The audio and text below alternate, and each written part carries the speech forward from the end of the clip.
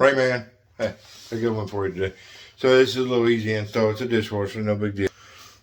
So, you gotta take their two screws, take two screws at the top, so you can slide it out, right? Well, what always happens is that you always catch vinyl, catch flooring, right?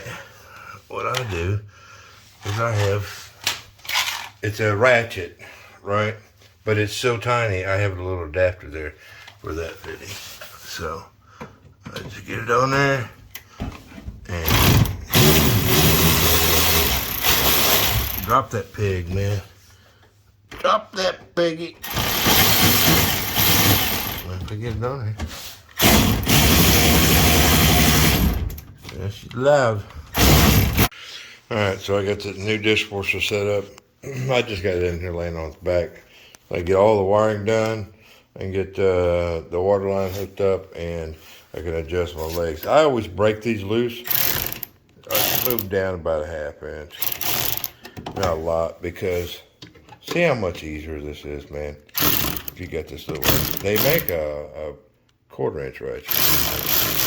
But I'll just bump them out a little bit to get them going. That way I don't have to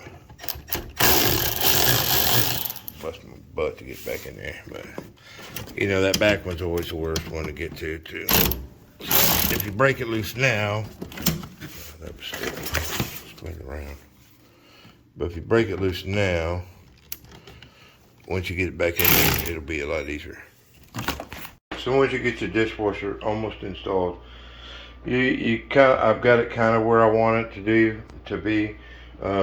Remember, there's that little line right there, and that's a break point. So it's kind of a pain in the butt. You just hang on to it.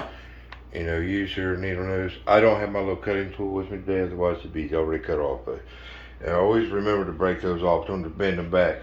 That gives you an indication, because that tip should be just barely past the edge of the countertop.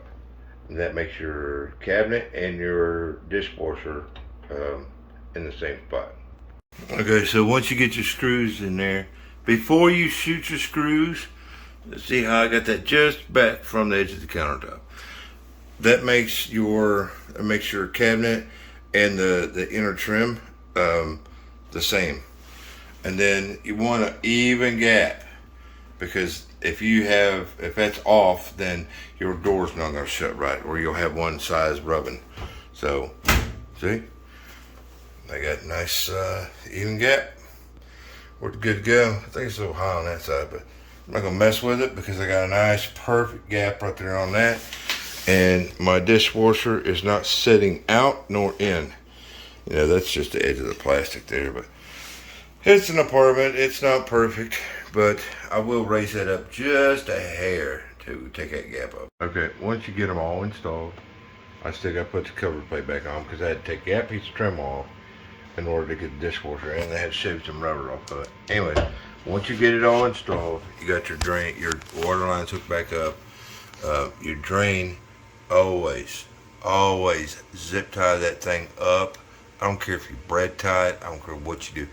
This drain, the out port, needs to be lower than the drain itself, okay? The reason why is because if water goes down the pipe and it starts to back up, this water will, if this drain is on, just laying down, this water will run right back inside the dishwasher. Then you'll get tenants calling in and say, hey man, I got water coming out of my dishwasher. You'll open up the dishwasher and it's freaking full of water. That's because this drain is too low. You got to get it up. I always tie it up as high as I can, because you've got like freaking 9 foot of hose. You know how that goes. This one here's old school. They have the dishwasher drop on it. It normally always plugs into the garbage disposal. There's a little knockout on the back of it. Anyways, that's just a little FYI. I'm gonna kill the light. It's a little bright. I love this thing. Anyways, that's just a little FYI from the Ray Man and another dirty apartment. Anyways, I'll do the thing on the hat, or the light bulb.